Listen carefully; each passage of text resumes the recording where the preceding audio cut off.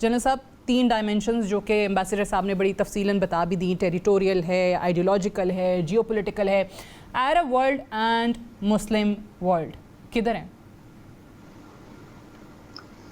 देखिए, जब हम अब्राहम अकॉर्ड्स की बात करते हैं तो एक चीज़ बड़ी वाज़ेह है कि उसके नतीजे में मुसलमान दुनिया ना सिर्फ तकसीम हो चुकी हुई है और इस वक्त अपने अपने जो मफादात हैं उनके निगहदाश्त में किसी तरफ हिलने को तैयार नहीं है।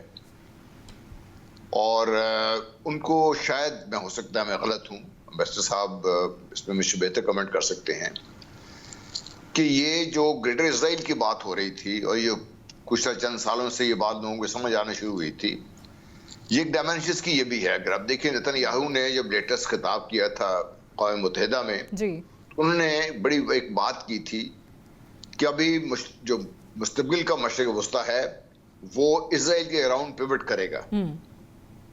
और साथ उन्होंने एक नक्शा दिखाया था इजराइल का जिसकी हदें बहुत ज्यादा आगे बढ़ी हुई थी, जिसमें गजा, वेस्ट बैंक और बैतुल मक़दस ये सब कुछ शामिल थे। और ट्रम्प साहब जाते हुए गोलान हाइट्स का तोहफा तो इनको दे ही गए थे। बिल्कुल बिल्कुल। तो जब ये सूरत आप देखती हैं तो हमें शायद समझने से हम कासिर हैं कि इजराइल गजा पे नहीं रुकेगा। और अब जो जिस तरीके से उनको सपोर्ट दी जा रही है, उनको सपोर्ट इसलिए दी जा रही है, गजा तो एक इरिटेंट रह गया उनके लिए, इससे आगे निकलना है उन्होंने। और मुझे डर ये है कि हम अपने अपने जिस वक्त अपने आप को बचाने में लगे हुए हैं, शायद अगली दुनिया भी इसमें लपेट के आएगी। और जिसे सीरिया को कोशिश की गई है इसमें से नॉकआउट करने की, लेबनान की शामत आने वाली है, लेकिन वहां पे चूंकि हिजबुल्लाह बैठी हुई है और ईरान के वज़ीर ख़ारिजा का वहां जाना बड़ा मकसद लगता है। शायद अब हिजबुल्लाह को एक्शन में आना पड़ेगा, वरना ये जो गजा वाले हैं ये तो तबाह होकर रह जाएंगे। इनके बारे में तो उन्होंने फैसला कर लिया है। गुज़श्ता एक हफ्ते में 6000 से ज्यादा एरियल बॉम्ब हुए हैं। इतने बड़ी जो बमबारी हुई है वहां पर, वो तो इंसानियत को खत्म करने में तुले हुए हैं।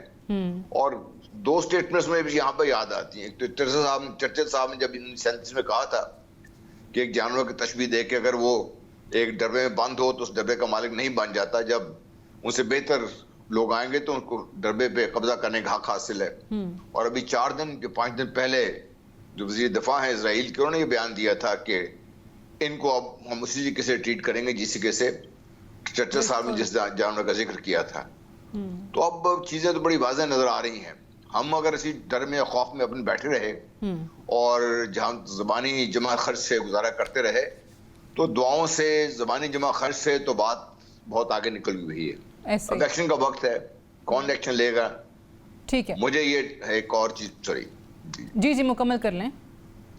जी, मुझे ये है कि अब शायद रूस को बीच में खड़ा होना पड़ेगा, क्योंकि सीरिया में उनकी बंदरगाह जिसपे रूस का बहुत ज्यादा अमल दखल है वो खतरे में है। और इसी तरह चीन ने जितनी मेहनत से काम किया था कि अपना असर रसूख लेके आए मशरिक वस्ता में, उन्हें ईरान और सऊदी अरबिया के दरमियान ताल्लुकात की बेहतरी में किरदार अदा किया था। ठीक है, उनको भी आना पड़ेगा, क्योंकि अगर ये कामयाब हो जाते हैं तो फिर रूस और चीन का अमल दखल इस खत्ते से तकरीबन खत्म हो जाएगा इससे।